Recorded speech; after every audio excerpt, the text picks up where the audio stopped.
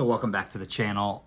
Let's talk 5 things, maybe 5 considerations when selling to Carvana. This is going to be a little different. I don't typically have these step-by-step videos, and it'd be interesting to kind of just hear my thoughts along with maybe things that you're considering when selling your vehicle to an online retailer like Carvana.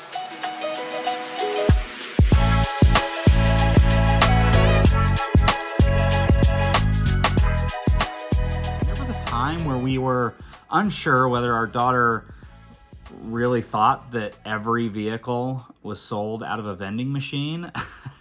And then they tore that actual vending machine down through Carvana, and it was very sad because the car hotel no longer existed. But I thought it would just maybe be valuable to some folks out there that are kind of looking, do I sell to Carvana? Do I hold on to it? Do I sell it private party? Do I sell it to another dealership in the area? So here are some of the things that we actually considered going through that process and why we actually ended up selling to Carvana. So the first one really is our why. And honestly, this one is super simple. Carvana gave us the highest value in selling the vehicle directly to them than some of our other options. And trust me, we looked at other options and multiple calls out to dealerships in the area. We even tried to trade in through Tesla to make the process a lot easier when we pick up our vehicle. Unfortunately, Tesla provided us the lower value to trade in the vehicle, and Carvana was the highest. So really our why was because Carvana was giving us the highest valuable possible for our vehicle at the time. Number 2 on our list is probably going to be committing to the process of the selling experience. You know that there are going to be things that you're going to have to provide in giving Carvana what it needs to make sure that your vehicle is in the shape that you accurately represent it. So lots of photos, obviously an odometer statement at some point. You also have to provide some lien documents and some loan process and even your photo ID to make sure that you can actually start in this process. And as you're going through, they kind of keep up with you. They'll put tabs on you. So you'll occasionally see some text messages come through, some emails coming through saying like, is there any help that we can provide? Are there any steps in the process you might be hung up on?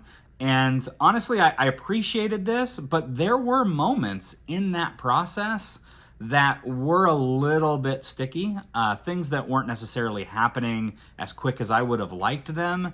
And we really had a hard time kind of moving forward because of certain things that we'll talk about in another number on our list. So let's talk liens and loans. Number 3 on our list is the consideration that you have to make as to whether you want to financially take on any burden that you might have in a discrepancy between the selling price of the vehicle and the loan you actually hold. And everybody's situation is financially different, and I'm not going to dive into our financial situation, but what I will tell you is there was a small discrepancy between what Carvana was actually giving me for my vehicle and what I actually owed through the bank. So in that case, it required me to provide some method of payment. In their case, they asked for a cashier's check that I actually had to go to the bank, get that small amount taken out of our bank account, shown that that was a certified check from our bank, in this case, a cashier's check.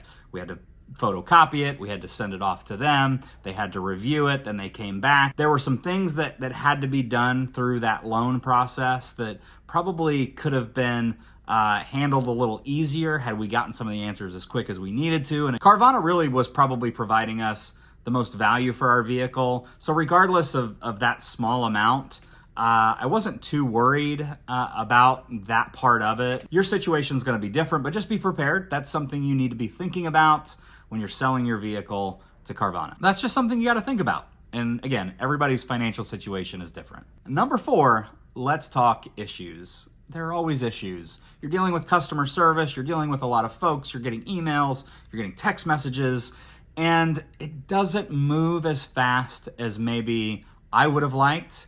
And in fact, there were multiple occasions where they would ask for a document. I'd go on, try to upload it. I couldn't.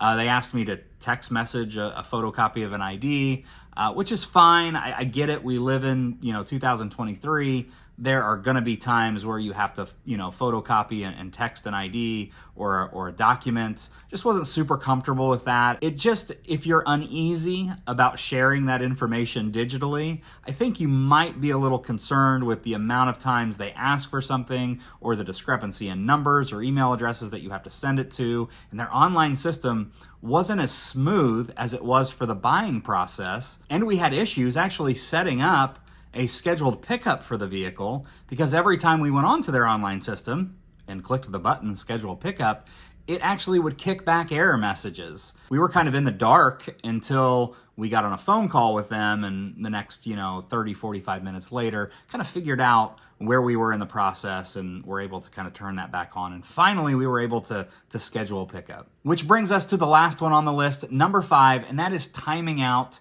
the schedule of that pickup. And fortunately for me, I work from home. The pickup of the vehicle can be flexible. However, I do try to keep a structured day, Monday through Friday.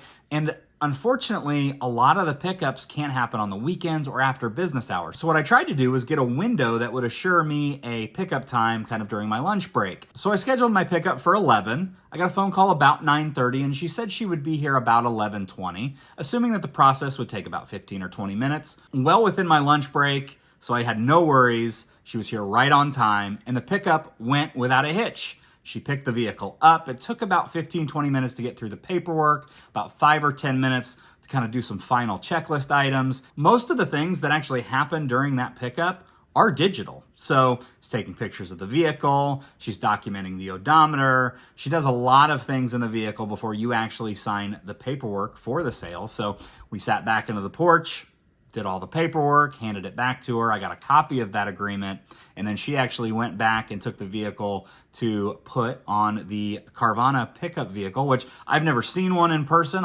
You see them on the road every once in a while, but I've never had to interact with that experience. I've seen people get home deliveries of Carvana cars, but actually having one sent away was an interesting part of this process, and getting to see that Carvana advocate work so diligently. I could tell. It's extremely cold here in Indiana, and she's having to do a lot of that work in extreme colds. So I really do appreciate all the hard work she put in getting this done as quick as she could, knowing that I kind of had to finish up within 30 minutes. So shout out to our Carvana advocate. She was fantastic, got the vehicle loaded, and allowed us to say goodbye. So that'll do it. 5 considerations for selling your vehicle to Carvana. Let me know if it helped you out in the comments down below. As always, like and subscribe. So much content coming your way as we gear up and prepare for the delivery of our Tesla this week. It's happening, so be on the lookout for that video very soon.